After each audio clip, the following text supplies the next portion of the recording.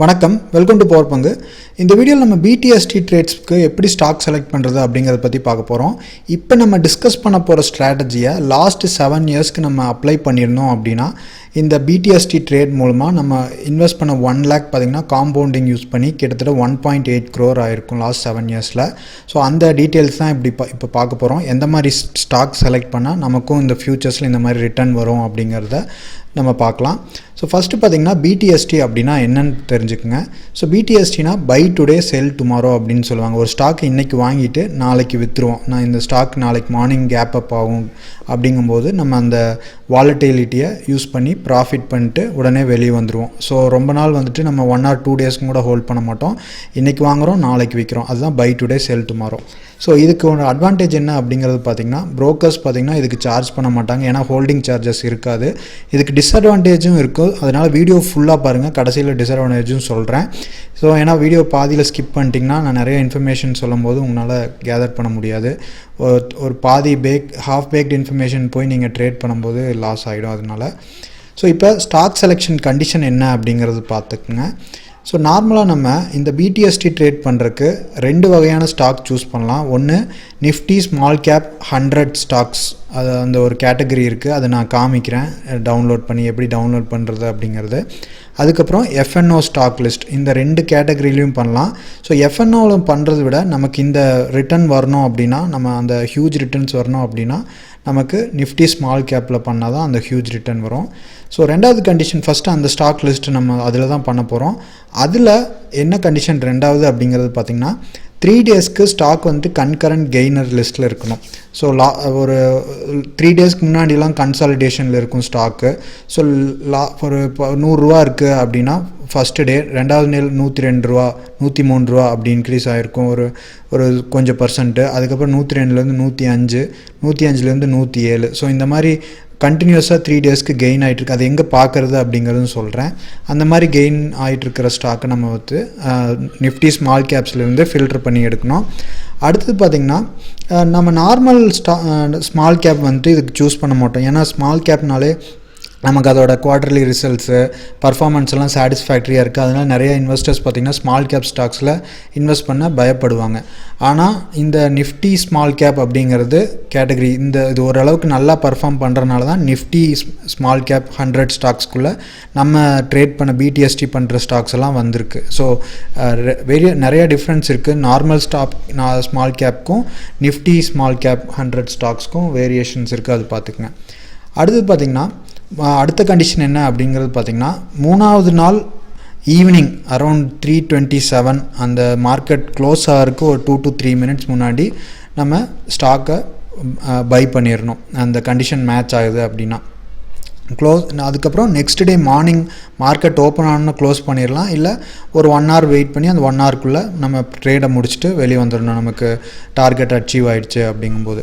So இப்போ நமக்கு இந்த மாதிரி பார்க்கும்போது நிஃப்டி ஸ்மால் கேப்பில் நிறையா ஸ்டாக் காமிக்குது அப்படின்னா நம்ம 4 ஸ்டாக் எடுத்துக்குவோம். 4 ஸ்டாக்கில் ஒரு 10 ஸ்டாக் காமிக்குதுன்னா எந்தெந்த 4 ஸ்டாக்குக்கு RSI ரொம்ப கம்மியாக இருக்குது டிசெண்டிங் ஆர்டரில், அந்த மாதிரி சூஸ் பண்ணி நம்ம வந்துட்டு ட்ரேட் பண்ணணும். நிறையா ஸ்டாக் காமிக்கும்போது இல்லை 4 ஸ்டாக் கீழே காமிச்சிது அப்படின்னா, இப்போ 2 ஸ்டாக் 1 ஸ்டாக் தான் காமிக்குது அப்படின்னா நம்ம அதுக்கு தகுந்த மாதிரி கேபிட்டல் அலோகேட் பண்ணி ஈக்குவல் கேபிட்டலில் எல்லா ஸ்டாக்கையும் ட்ரேட் பண்ணணும். ஸோ இதுதான் நம்ம கண்டிஷன்ஸு. அடுத்தது பார்த்திங்கன்னா ரிட்டர்ன்ஸ் நம்ம FNO ஸ்டாக்ஸில் பண்ணியிருந்தோம் இந்த ஸ்ட்ராட்டஜி அப்படின்னா 2013லேருந்து 7 வருஷத்தில் 18 lakhs தான் ப்ராஃபிட் வந்திருக்கும். நம்ம இந்த நிஃப்டி ஸ்மால் கேப் 100 ஸ்டாக்ஸில் பண்ணியிருந்தோம் அப்படின்னா 2013லேருந்து 20க்கு 1 lakh கேபிட்டலுக்கு நமக்கு 1.75 crore நமக்கு ப்ராஃபிட் வந்திருக்கும். ஸோ இப்போ இந்த BTSTயோட டிஸ்அட்வான்டேஜ் என்ன அப்படிங்கிறது தெரிஞ்சுக்கங்க. So buy today sell tomorrow, so அதுதான் கான்செப்ட். இப்போ நம்ம ஒரு 2வது நாள் செல் பண்ணுறோம். நம்ம நார்மலாக செட்டில்மெண்ட் சைக்கிள் படி, அதாவது ஸ்டாக் மார்க்கெட் செட்டில்மெண்ட் சைக்கிள் படி நம்மளோட DEMAT அக்கௌண்ட்டுக்கு நம்ம வாங்கின ஸ்டாக் 2 நாள் கழித்து தான் வரும். டிரான்சாக்ஷன் டே ப்ளஸ் 2 daysல தான் வரும். ஸோ அதுக்கு முன்னாடியே நீங்கள் ஒரு ஸ்டாக்கை விற்க ட்ரை பண்ணுறீங்க, உங்ககிட்ட இல்லாத ஸ்டாக்கு. அப்போ நீங்கள் இன்னொருத்தங்களுக்கு அதை டெலிவர் பண்ண முடியல அப்படின்னா உங்களுக்கு சில டைம் மார்ஜின் என்எஸ்சி பார்த்திங்கன்னா பெனால்ட்டி போடுவாங்க. அதுதான் பார்த்திங்கன்னா இதோட டிஸ்அட்வான்டேஜ். இப்போ கன்கரண்ட் கெய்னர்ஸை எப்படி பார்க்குறது, எந்த சைட்டில் போய் பார்க்கணும், நிஃப்டி ஸ்மால் கேப் எப்படி பார்க்குறது அப்படிங்கிறத நான் சொல்கிறேன். ஸோ இப்போ இந்த கன்கரண்ட் கெய்னர்ஸ் லிஸ்ட்டும் நிஃப்டி ஸ்மால் கேப் 100 லிஸ்ட்டும் பார்க்குறதுக்கு முன்னாடி நீங்களும் இந்த BTST ட்ரேட், இன்வெஸ்டிங், ட்ரேடிங் இதெல்லாம் பண்ணணும் அப்படின்னா இந்த வீடியோ டிஸ்கிரிப்ஷன் லிங்க் கொடுத்துருக்கேன். இந்த லிங்க் யூஸ் பண்ணி அக்கௌண்ட் ஓப்பன் பண்ணிவிட்டு நம்மளோட வெப்சைட் powerpangu.com அப்படிங்கிற வெப்சைட்டில் இருக்க எல்லா கோர்சஸும் நீங்கள் ஃப்ரீயாக வாங்கிக்கலாம். நமக்கு 6 கோர்சஸ் இருக்கும். 6மே இந்த நம்பருக்கு வாட்ஸ்அப் பண்ணி ஃப்ரீயாக வாங்கிக்கங்க. அது போக ரூல் பேஸ் செட்டப் ட்ரேடிங் அதுவும் பார்த்திங்கன்னா நிறைய பேர் சக்ஸஸ்ஃபுல்லாக பண்ணிகிட்ருக்காங்க. ஸோ அந்த எல்லா டீட்டெயில்ஸும் நீங்கள் வந்துட்டு வாங்கிக்கலாம். இப்போ நம்ம கன்கரண்ட் கெய்னர்ஸ் எப்படி பார்க்குறது அப்படிங்கிறது பார்க்கலாம். ஸோ ஜஸ்ட்டு கூகுளில் போயிட்டு கன்கரண்ட் கெய்னர்ஸ் மணி கண்ட்ரோல் அப்படின்ட்டு அடிங்க. ஸோ அடித்தோன்னா உங்களுக்கு ஃபஸ்ட் ரிசல்ட்ஸ் வந்துடுச்சு. ஃபஸ்ட் ரிசல்ட்ஸில் பார்த்திங்கன்னா உங்களுக்கு 2 செக்ஷன் இருக்கும். ஒன்று BSE, ஒன்று NSE. நம்ம நிஃப்டி ஸ்மால் கேப் 100 எடுக்கிறதுனால NSEயை சூஸ் பண்ணிக்கங்க. NSEயில் உங்களுக்கு NSEயில் இருக்க எல்லா ஸ்டாக்கும் இதில் காமிக்கும். நம்ம பார்த்திங்கன்னா நிஃப்டி ஸ்மால் கேப் 100 ஸ்டாக்ஸ் மட்டும்தான் இதிலிருந்து எடுத்து அதில் எது 3 டேஸாக கண்டினியூஸாக கெயின் ஆகிருக்கு அப்படிங்கிறத பார்த்துட்டு நம்ம அதில் BTST பண்ணணும். ஸோ இங்கே பார்த்திங்கன்னா நமக்கு 3 டேஸ் கொடுத்துருக்காங்க, 5 days concurrent gainers, 8 days concurrent gainers, இந்த மாதிரி வேரியஸ் இன்ஃபர்மேஷன் இருக்கும். இதில் நம்ம ஃபஸ்ட் காலம் மட்டும் எடுத்து அந்த மாதிரி பண்ணால் தான் நமக்கு நாம் காமிச்ச ரிட்டர்ன்ஸ் வரும்.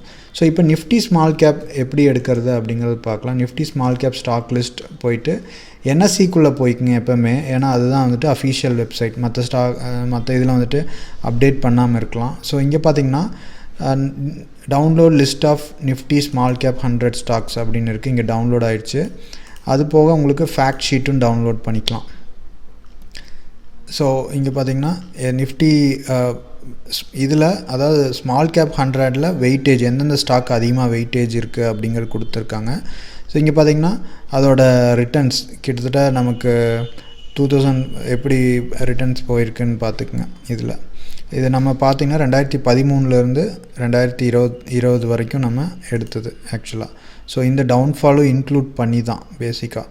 ஸோ இப்போ நம்ம லிஸ்ட்டு என்னென்ன ஸ்டாக்ஸ் அப்படிங்கிறது பார்க்கலாம். எக்ஸல் ஓப்பன் பண்ணி ஸோ இங்கே பார்த்திங்கன்னா நமக்கு